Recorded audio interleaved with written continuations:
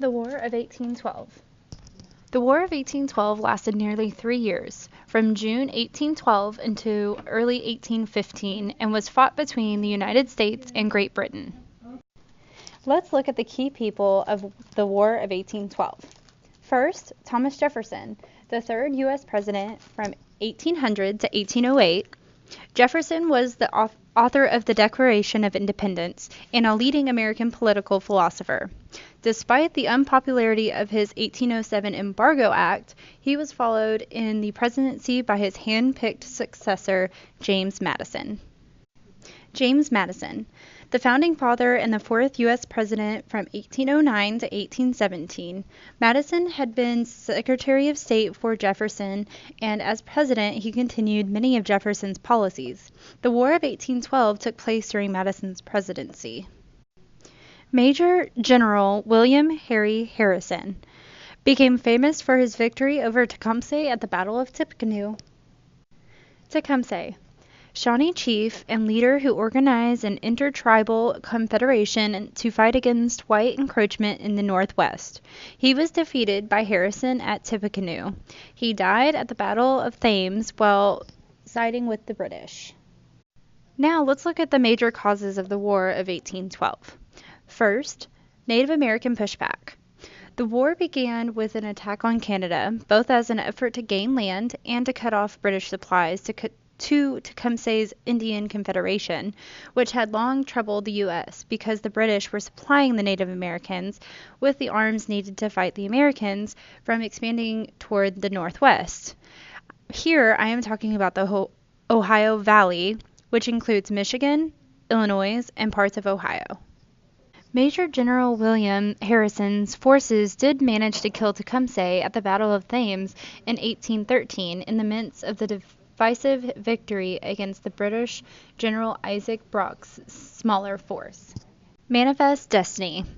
Now there are two theories behind the War of 1812. One being that the American expansionism, which is that the U.S. wanted to not only own everything to the east and west, but also wanted to own everything to the North and the South Pole as well. This included Canada, meaning that the U.S. was the instigator in that we wanted to take Canada next.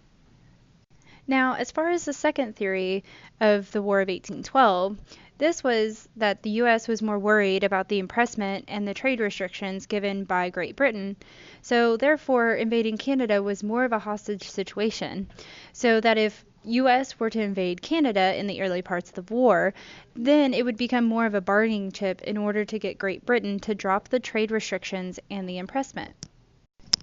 Trade restrictions and impressment.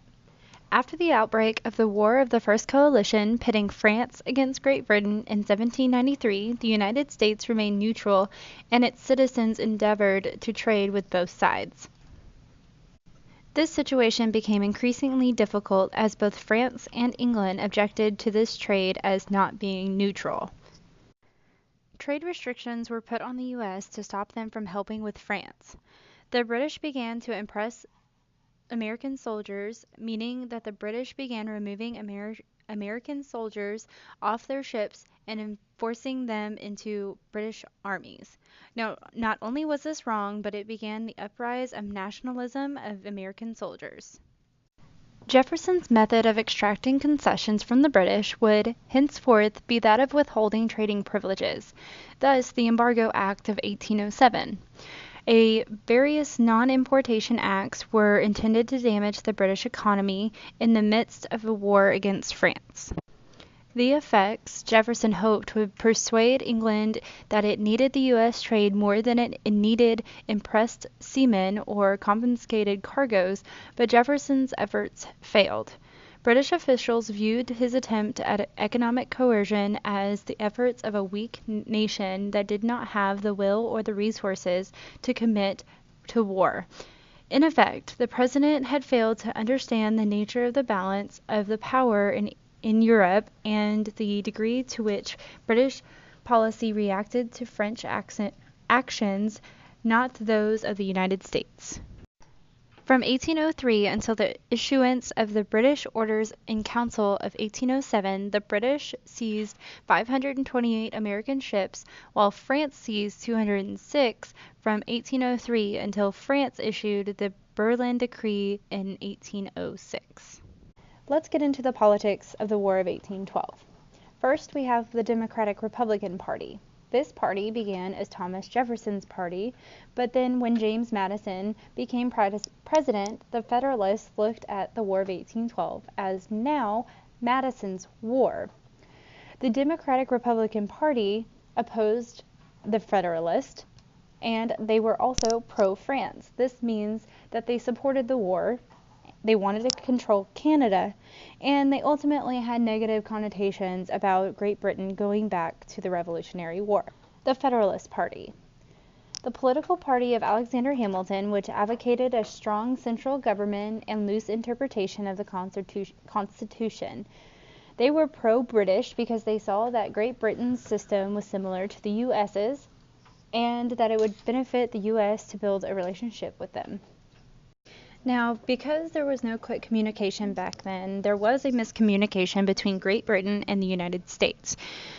On May 11th of 1812, Great Britain's Prime Minister was assassinated. The replacement, Lord Liverpool, got rid of the trade restrictions.